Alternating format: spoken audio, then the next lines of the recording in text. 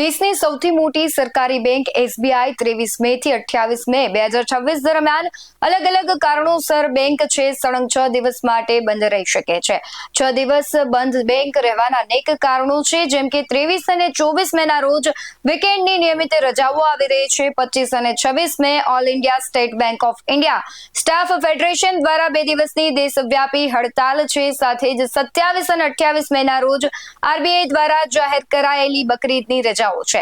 SBI staff federation પોતાની 16 મુખ્ય માંગણીઓ માટે હડતાલ કરી રહ્યું છે, જેમાં મુખ્ય છે મેસેન્જર્સ અને આર્મ્ડ ગાર્ડ્સની જે નવી કાયમી ભરતીઓ છે તે કરવાની છે, કર્મચારીઓનું આઉટસોર્સિંગ બંધ કરવું અને ઇન્ટર સર્કલ ટ્રાન્સફરની તક આપવી, બીજી બાજુ પેન્શન અને મેડિકલ સ્કીમમાં સુધારા કરવા, સાથે જ ક્રોસ સેલિંગ એટલે કે વીમો મ્યુચ્યુઅલ ફંડ વેચવા માટે કર્મચારીઓ પર દબાણ લાવવાનું બંધ કરવાની માંગણીઓ છે।